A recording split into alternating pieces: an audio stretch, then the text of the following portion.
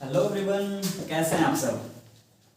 जैसे कि कल मैंने आपको बताया था कि 10th और 12th क्लास की स्टार्टिंग में कर रहा हूँ और पूरी 10th बोर्ड की एजुकेशंस और 12th बोर्ड की एजुकेशंस पूरी इस चैनल के माध्यम से आप तक पहुँचाने का कोशिश करूँगा। तो उसी कड़ी को आगे बढ़ाते हुए आज मैं 10th क्लास का पहला चैप्टर जो टर्म 2 में आ रही है सीबीएसई बोर्ड के अकॉर्डिंग, तो वो है हमारा इलेक्ट्रिसिटी को ही आज हम आगे बढ़ेंगे। उसकी टॉपिक्स को एक एक टॉपिक्स पढ़ेंगे और हर टॉपिक्स के बाद उसमें क्वेश्चंस करते हुए आगे निकलेंगे, राइट। जैसे कि कह सकते हैं कि इलेक्ट्रिसिटी नाम सुनते ही हमारे दिमाग में आता है कि इलेक्ट्रिसिटी मतलब बिजली आई, मतलब करंट आया। इसका मतलब है कि इलेक्ट्रिसिटी मॉडर्न डेज का, आज के टाइम का, electricity is an important source of energy in the modern time. इसको हम कह सकते हैं electricity is the main source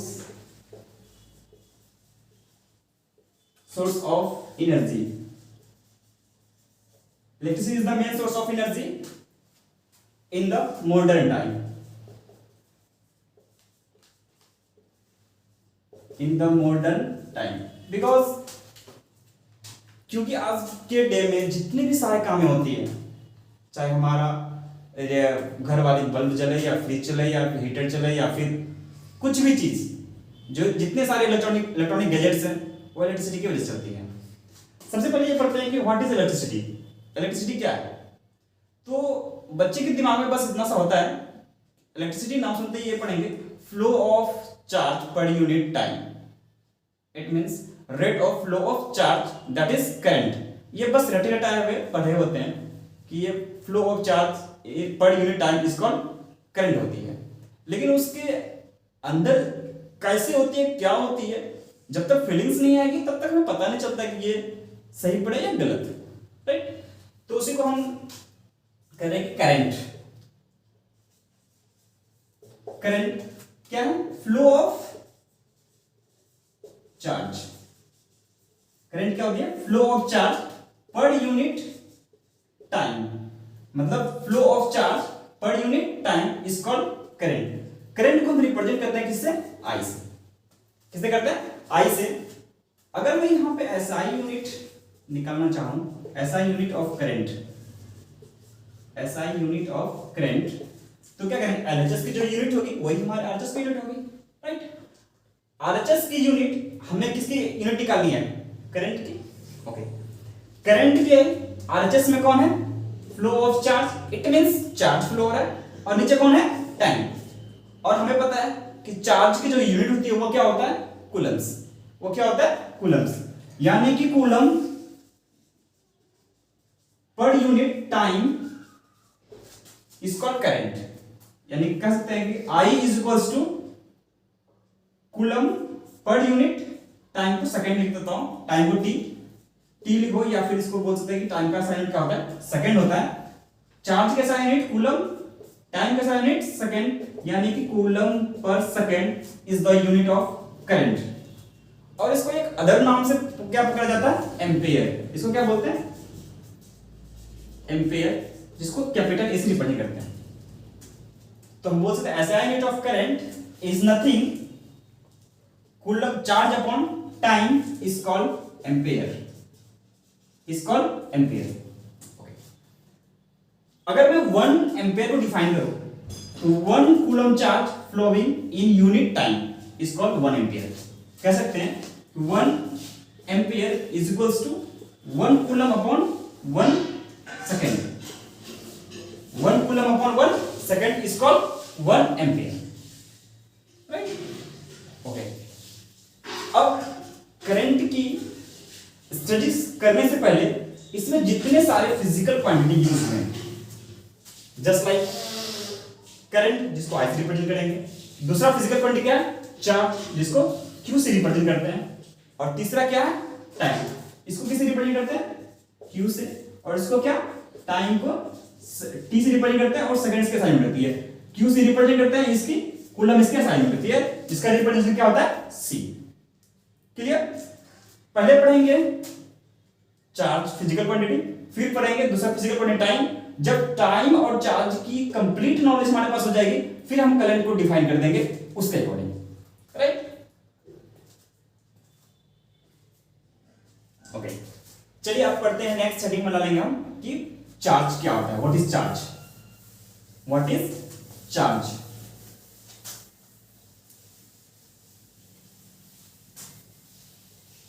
इसको पॉज करके आप कंप्लीट नोट्स कर लीजिएगा स्क्रीन से या फिर स्क्रीनशॉट ले लीजिएगा। नेक्स्ट हमारा आता है चार्ज। चार्ज जिसको रिप्रेजेंट किससे करते हैं, क्यू। ओके, इसमें देते हैं चार्ज होती क्या है। ए charge is a fundamental property of matter like mass of matter. क्या बोलते हैं, a charge is a fundamental charge is a fundamental property of matter just like mass, right? We know that mass is the fundamental property of any matter. It means without mass we can not define any matter, यानी कि जहां पे matter present है वहां पे मास present है। Same उसी तरह चार्ज भी एक फंडामेंटल प्रॉपर्टी है मास के तरह ही, यानी कि कहीं पे भी कोई मास है इसका मतलब वहां पे चार्ज अवेलेबल है, इसका मतलब वहां पे क्या चार्ज अवेलेबल है। लेकिन हम कभी कभी बोलते हैं ये पॉजिटिव चार्ज है, ये नेगेटिव चार्ज है, ये न्यूट्रल बॉडी है, इसमें कोई चार्ज अवेलेबल नहीं है। जबकि हकीकत ये है कि जितनी भी हमारे पास मासें होगी, कोई भी पार्टिकल्स होगा तो उसमें चार्ज अवेलेबल होंगे। अब वो न्यूट्रल क्यों है, उसकी कैरेक्टरिस्टिक्स और उसकी कुछ अंदर की फिनोमिना की वजह से वो न्यूट्रल दिखाई देती है, राइट। इसको एक वर्ड में अगर डिफाइन करना चाहें हम बोल सकते हैं कि charge is a fundamental property of matter just like a mass, right. अब देखते हैं चार्ज। चार्ज कितने प्रकार हो सकते हैं। चार्ज मेनली प्रॉपर्टी के आधार पे ये दो टाइप के होते हैं। कितने प्रकार होते हैं, दो टाइप होते हैं। फर्स्ट होती है हमारी पॉजिटिव चार्ज। कैसे होती है, पॉजिटिव चार्ज। सेकंड होती है हमारी नेगेटिव चार्ज। फर्स्ट होती है पॉजिटिव चार्ज, सेकंड होती है हमारी नेगेटिव चार्ज। पॉजिटिव को इससे रिप्रेजेंट करते हैं इस तरह से, पॉजिटिव भी, और इसको क्या करते हैं, नेगेटिव भी। अब हम चेक करते हैं कि ये positive charge, what is negative charge, ये चार्ज होता क्या है, कहां से आता है। दुनिया में जितने भी चीज बने हैं वो किससे मिलकर बने होते हैं, एटम से मिलकर बने होते हैं। किससे मिलकर बने होते हैं, एटम से। तो सपोज अब जितने भी पार्टिकल होगी, मतलब चार्ज एटम्स की वजह से ही कहीं ना कहीं आ रही होगी, क्योंकि सारी की सारी पार्टिकल्स किससे बनी है, या मेटल्स किससे बने हैं, एटम से। तो एटम से ही निकाल के देखते हैं कहां पॉजिटिव क्या नेगेटिव क्या होता है। सपोज मान लीजिए ये आपके पास एक एटम है, राइट। मान लेते हैं ये सोडियम का एटम है। ये किसका एटम है, सोडियम का एटम है, जिसकी एटॉमिक नंबर होगी 11। इसकी एटॉमिक नंबर होती है 11। 11 एटॉमिक नंबर है, इसका मतलब है कि 11 प्रोटॉन होगी, 11 इलेक्ट्रॉन होगी, राइट। 11 प्रोटॉन होगी, 11 इलेक्ट्रॉन होगी। ओके, हमें पता है कि एटॉमिक लेवल पे जितनी प्रोटॉन होती है उतनी इलेक्ट्रॉन होती है एक न्यूट्रल एटम में, राइट। 11 प्रोटॉन है, 11 इलेक्ट्रॉन है, तो सारे के सारे प्रोटॉन कहां पे रहते हैं, न्यूक्लियस में। 1 2 3 4 5 6 7 8 9 10 11। ओके, 11 प्रोटॉन मैंने कम कर दिया न्यूक्लियस के अंदर। अब इसके जो इलेक्ट्रॉन होते हैं वो आउटरमोस्ट ऑर्बिट में होते हैं, आउटरमोस्ट यानी कि बाहर वाले सेल में होते हैं, राइट। फर्स्ट सेल में कितने होते हैं, 2 इलेक्ट्रॉन। अभी हम उसके फंडामेंटल पे नहीं जा रहे हैं, बस इतना जानते हैं कि अंदर रहती है वो प्रोटॉन रहती है, बाहर रहती है कौन रहती है, इलेक्ट्रॉन रहती है, राइट। 2 इलेक्ट्रॉन है फर्स्ट सेल में, जिसको हम के बोलते हैं। सेकंड में कितनी है, 8। कितनी है, 8 4 5 6 7 8 8 + 2 कितने हो गए, 10। अब एक लास्ट इलेक्ट्रॉन है जो कहां पे रहती है, थर्ड सेल में। कहां रहती है, थर्ड सेल में। ओके, ये बॉडी न्यूट्रल है, ये सोडियम एटम क्या है, न्यूट्रल है। इसका मतलब ये है कि जितनी इसके पास प्रोटॉन है, प्रोटॉन को हम बोलते हैं पॉजिटिव फंडामेंटल चार्ज पार्टिकल। क्या बोलते हैं, पॉजिटिव फंडामेंटल चार्ज पार्टिकल, क्या बोलते हैं, पॉजिटिव फंडामेंटल चार्ज पार्टिकल, जिसको प्रोटॉन बोलते हैं, वो कहां रहती है, inside of the nucleus, inside of the nucleus. जो सेल आउटर सेल में रहती है, आउटर सेल ऑर्बिट में जिसको बोलते हैं, ऑर्बिट में जो रहती है उसको हम क्या बोलते हैं, इलेक्ट्रॉन। वो क्या है, नेगेटिव फंडामेंटल चार्ज पार्टिकल। ये क्या है, negative fundamental charge particle, negative fundamental charge particle, right. और इस इलेक्ट्रॉन की जो वैल्यू होती है, सिर्फ मैग्नीट्यूड लिए तो 1.6 इंटू 10⁻⁹ कूलम होती है, और उस with magnitude with sign convention ले इसकी होती है -1.6 इंटू 10⁻⁻19 कूलम, राइट। और प्रोटॉन की होती है सेम मैग्नीट्यूड के होंगे, बट ये हम क्या हो गए, पॉजिटिव हो गए, इसीलिए इसका नाम पड़ा है पॉजिटिव फंडामेंटल चार्ज पार्टिकल। इसका नाम क्या पड़ा, negative fundamental charge particle. Fundamental इसलिए क्योंकि इससे छोटा चार्ज यूनिवर्स में एग्जिस्ट नहीं करती है, इससे छोटा चार्ज यूनिवर्स में एग्जिस्ट नहीं करती है, मतलब सबसे छोटा यही होगा, राइट। ओके, इसमें कहते हैं पॉजिटिव फंडामेंटल चार्ज पार्टिकल। इसको P, यानी कि ये क्या है, पॉजिटिव है, तो नेगेटिव की जगह जस्ट क्या करेंगे, पॉजिटिव डाल देंगे।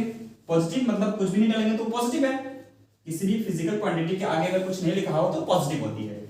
1.6 इंटू 10⁻⁹ कूलम। यहाँ पर देखिए दोनों में मैग्नीट्यूड वाइज सेम है, बस साइन वाइज अलग है, इलेक्ट्रॉन नेगेटिव होती है, प्रोटॉन पॉजिटिव होती है, राइट। ओके, अब बोलते हैं पॉजिटिव है तो यहाँ प्लस हो गया, ये प्रोटॉन होते हैं, ये इनसाइड होता है। फंडामेंटल है, इससे छोटा अवेलेबल नहीं हो सकता, इससे छोटा अवेलेबल नहीं हो सकता, यानी कि आधे इलेक्ट्रॉन कभी प्रेजेंट नहीं होते।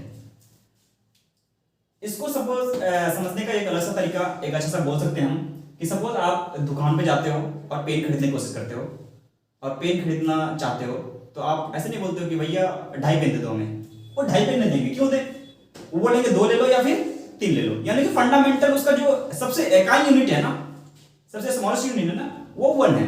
ये 1 पेन लो, 2 पेन लो, 3 पेन लो या 4 पेन लो, ऐसे करके। सेम उसी तरह एक इलेक्ट्रॉन ट्रांसफर हो सकता है, 2 हो सकता है, 3 हो सकता है, 4 हो सकता है, इस तरह के ट्रांसफर हो सकते हैं।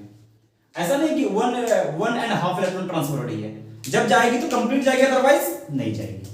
That's why we can say that this is the fundamental charge particles, right. Okay, अब इस डायग्राम से हम एक चीज और भी समझ सकते हैं कि जो आउटर मोस्ट में रहेगी वही बाहर निकलेगी, जो इनसाइड रहेगी वो बाहर नहीं निकलेगी। इसलिए बोलते हैं मूवमेंट ऑफ इलेक्ट्रॉन ऑलवेज अकर। जब भी कोई चार्ज पार्टिकल पॉजिटिव होगा, नेगेटिव होगा, तो वो किसकी वजह से होगा, ट्रांसफर ऑफ इलेक्ट्रॉन की वजह से होगा। किसकी वजह से होगा, ट्रांसफर ऑफ इलेक्ट्रॉन की वजह से कोई पार्टिकल चार्ज होता है, चाहे वो पॉजिटिव हो चाहे नेगेटिव हो, राइट। क्यों, क्योंकि न्यूक्लियस के अंदर जो इलेक्ट्रॉन रहते हैं वो स्टेबल रहते हैं, वो बाहर नहीं निकलते हैं। अब हम चेक करते हैं कि कोई भी एटम पॉजिटिव कैसे हो जाता है, कोई एटम नेगेटिव कैसे हो जाता है, इस चीज को, राइट। चलिए पॉज करके नोट कर लीजिएगा, मिटा दो, मिटा दो। ओके,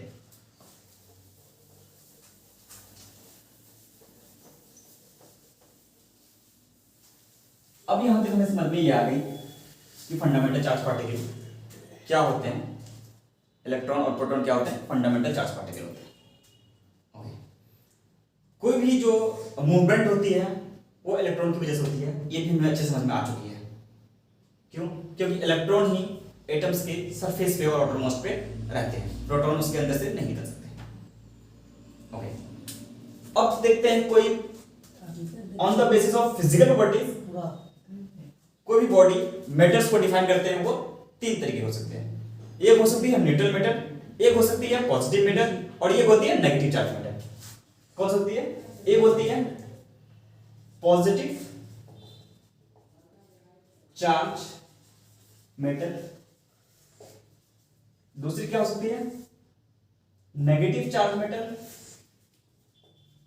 नेगेटिव चार्ज मेटल, और तीसरी क्या हो सकती है, न्यूट्रल मैटर। क्या हो सकती है, neutral matter. Positive charge matter, negative charge matter और न्यूट्रल मैटर। इस तीन के अलावा यूनिवर्स में कोई भी मैटर प्रेजेंट नहीं होती है, राइट। ओके, यानी कि यूनिवर्स में जितनी भी चीज एग्जिस्ट करती है वो इस तीनों कैटेगरी में से किसी ना किसी एक में प्रेजेंट होगी। या तो वो नेगेटिव चार्ज होगा, या तो पॉजिटिव चार्ज होगा, या फिर न्यूट्रल होगा।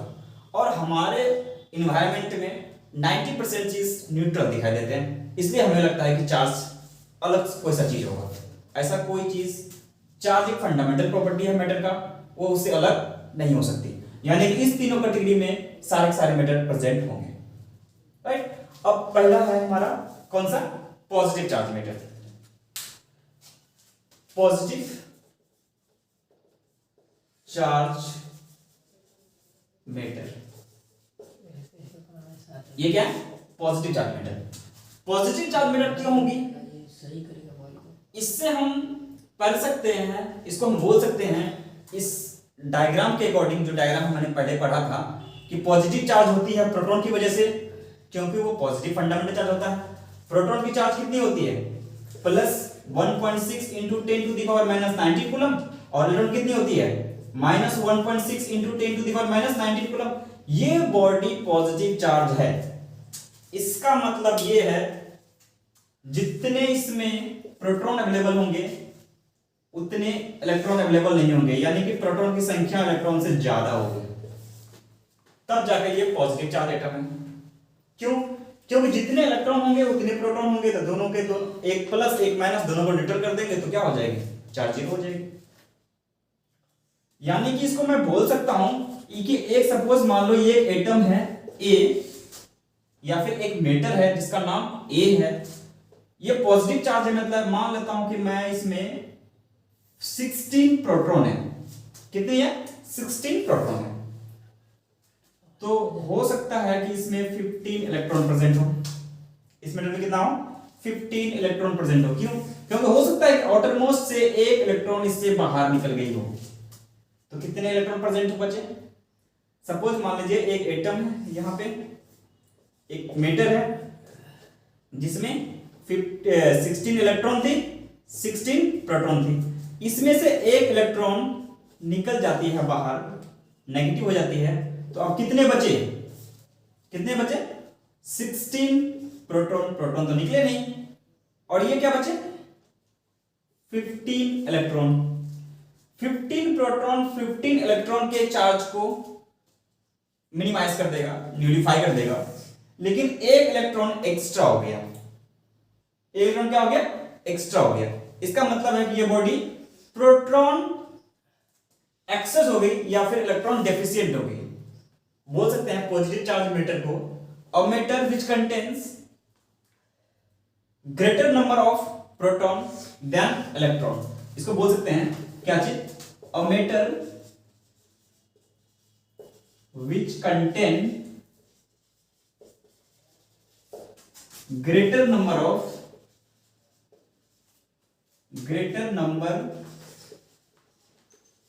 of proton than electron। यानी कि किसी भी मैटर में अगर प्रोटॉन की संख्या इलेक्ट्रॉन के कंपेयर में ज्यादा रहेगी तो वो कैसा मैटर रहेगा, पॉजिटिव चार्ज मैटर रहेगा। कैसा मैटर रहेगा, पॉजिटिव चार्ज मैटर। अब सेकेंड चीज हम देखते हैं कि सेकेंड हमारा कौन सा है, नेगेटिव चार्ज मैटर। क्या है, negative charge matter. Negative charge matter just इसका उल्टा होगा, उसमें क्या हो जाएंगे, इलेक्ट्रॉन की जो संख्या होगी वो प्रोटॉन के कंपेयर में बहुत ज्यादा होगी। बहुत ज्यादा मतलब ज्यादा होगा, राइट। ओके, दूसरा कौन सा है, नेगेटिव चार्ज मैटर। दूसरा कौन सा है, negative charge matter, right. Negative charge matter a matter which contains greater number of electron than proton. इसी डेफिनेशन में a matter which contains greater number of electron instead of proton we can use electron, then particle will become negative charge particle या फिर negative charge matter, right. मतलब a matter which contain or metal which contain greater number of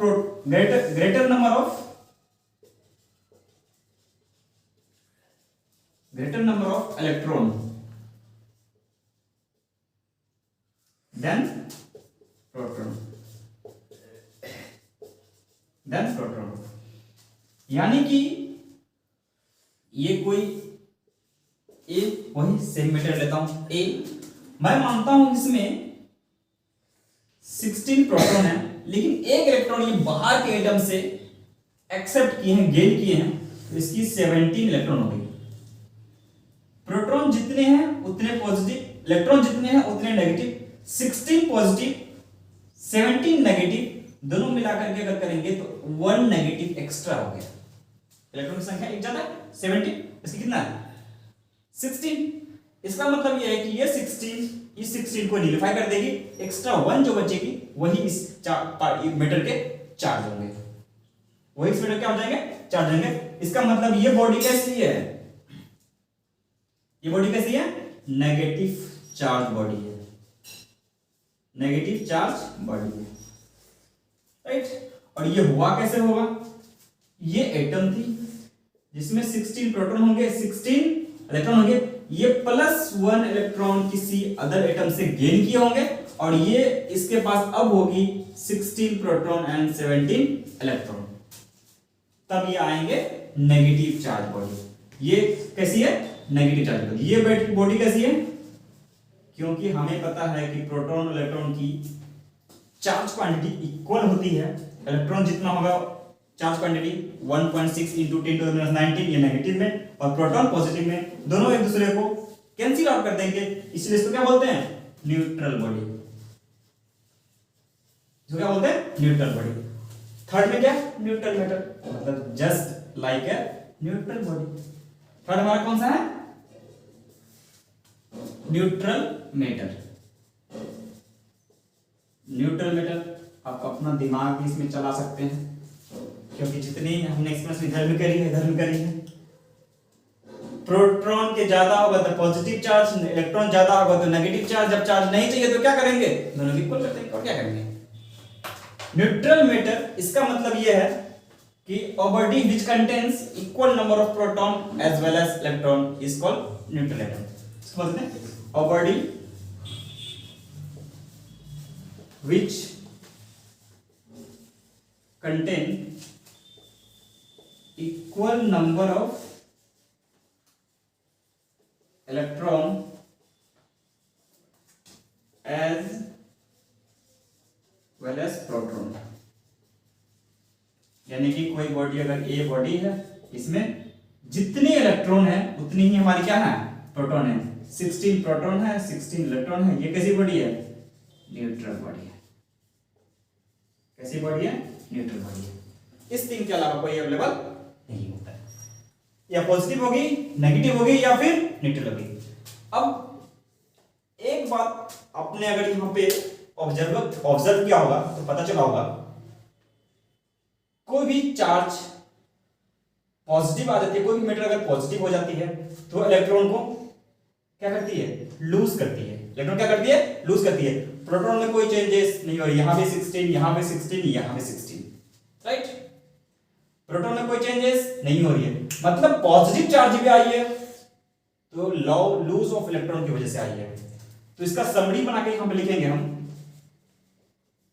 summary में लिखेंगे, पहला हमारा कौन सा है, पॉजिटिव चार्ज। कौन सा है, पॉजिटिव चार्ज। ये क्यों आती है, lose of electron, loss of electron की वजह से, लॉस ऑफ इलेक्ट्रॉन की वजह से। सेकेंड हमारा क्या है, नेगेटिव चार्ज। नेगेटिव में क्या कहते हैं, ऐड ऑफ इलेक्ट्रॉन यानी गेन ऑफ इलेक्ट्रॉन। सेकेंड हमारा कौन सा है, नेगेटिव चार्ज, नेगेटिव। इसमें क्या होगा, गेन ऑफ इलेक्ट्रॉन, यानी पॉजिटिव भी इलेक्ट्रॉन की वजह से, नेगेटिव भी इलेक्ट्रॉन की वजह से। थर्ड में क्या है, न्यूट्रल। थर्ड में क्या है, न्यूट्रल। इसका मतलब नो लॉस नो गेन, इसमें ना तो लूज किया ना तो गेन किया, no loss no gain of electron. यानी कि जो भी चार्ज पार्टिकल पॉजिटिव होगी नेगेटिव होगी वो सिर्फ और सिर्फ इलेक्ट्रॉन के ट्रांसफर की वजह से होगी, प्रोटॉन का कोई रोल इसमें नहीं है। प्रोटॉन के पास इतना रोल है कि हम कंपेयर करते हैं कि दोनों में कौन ज्यादा, जो ज्यादा चार्ज वही होगा। ओवरऑल आपको समझ में आ गई होगी कि पॉजिटिव होती है तो लॉस ऑफ इलेक्ट्रॉन, नेगेटिव होती है तो गेन ऑफ इलेक्ट्रॉन, न्यूट्रल होती है तो no loss no gain. Okay, pause करके इसको नोट कर लीजिएगा। हो गया, पॉज करके कंप्लीट नोट कर लीजिएगा। मिटा दूं? चलिए,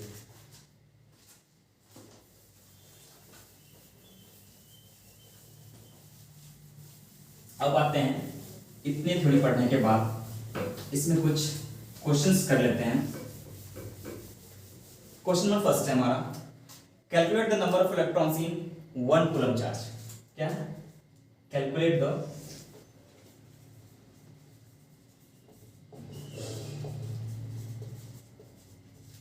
number of electron in 1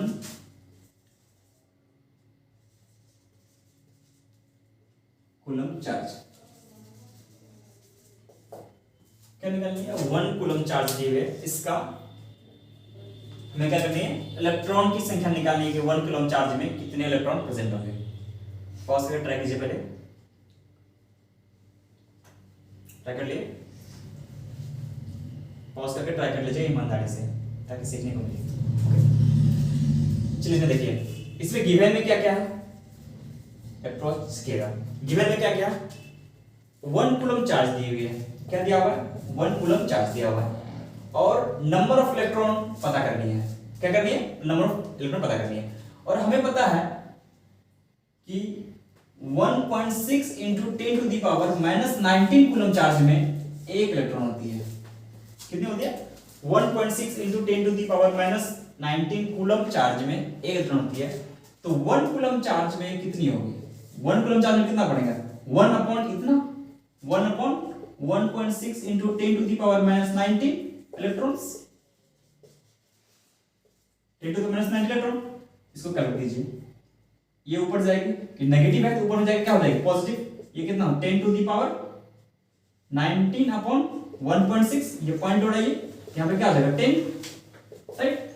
अब इस 10 को मैं क्या करता हूं, 10 यहां से मैं 10 निकाल लेता हूं, तो इसको मैं बोल सकता हूं 10 into 10 to the power 18 upon 16, right.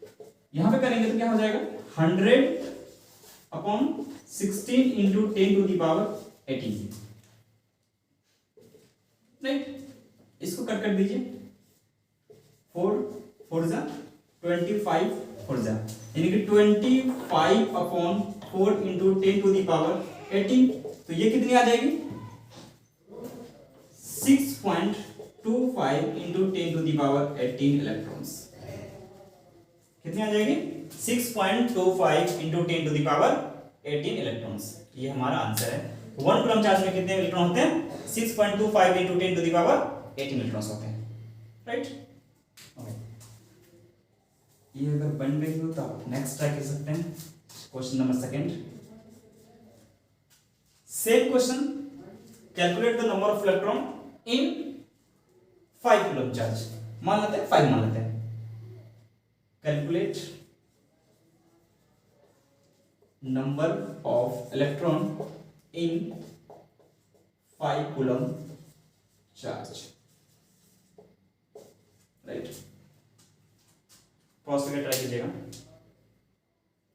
और हमें पता है कि ट्राई कर लिए, आपको जनरली बच्चे को याद आता है कि 1 कूलम में हमारी कितनी चार्ज आती है, कितनी इलेक्ट्रॉन्स आती है? 1.25 into 10 to the power 18 electrons आती है, राइट। तो हमें कितना निकालनी है? 1 कूलम में कितनी आती है?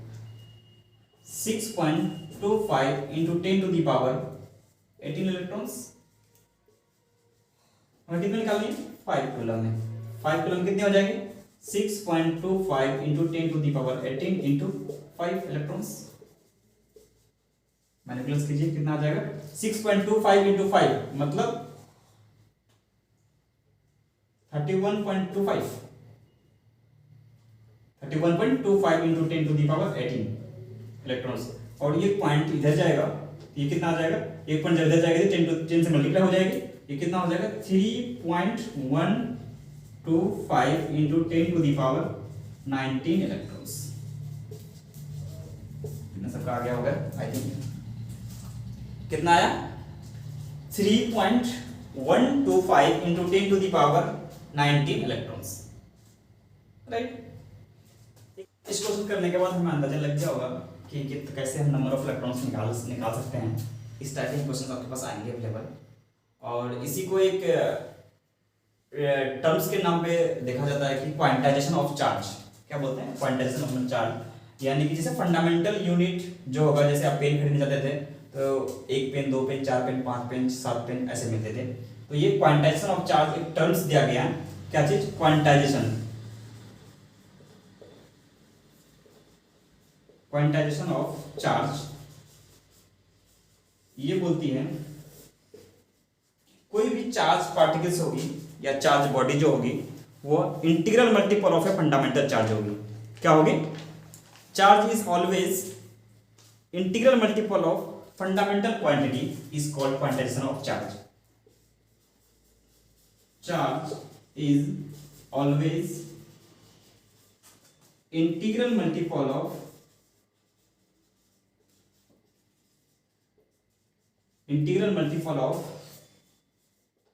fundamental charge। Integral multiple of fundamental charge is called quantization of charge, is called quantization of charge. यानी कि जितने भी चार्ज हमारे पास प्रेजेंट होंगे, ये कैपिटल क्यू, इसको प्लस माइनस एन ई के रूप में हम लिख सकते हैं। ये हमारा क्या है, फंडामेंटल चार्ज। ई यूज करते हैं, पी क्यों नहीं यूज करते, क्योंकि सिर्फ और सिर्फ चार्ज पॉजिटिव नेगेटिव कुछ भी होने में वो इलेक्ट्रॉन यूज ट्रांसफर होता है, इलेक्ट्रॉन लूज होता है, इसीलिए इसको कहते हैं Q equals to plus minus N E के रूप में लिखते हैं। Q equals to plus minus N E. Q हमारा क्या है, टोटल चार्ज होगा, एन क्या होगा, इंटीजर होंगे। एन क्या होंगे, इंटीजर। यहां पर हम लिख सकते हैं कि where Q equals to total charge, Q equals to क्या हो जाएगा, टोटल चार्ज, n हमारा क्या हो जाएगा, इंटीजर, n क्या हो जाएगा, इंटीजर, E क्या हो जाएगा हमारा, फंडामेंटल चार्ज,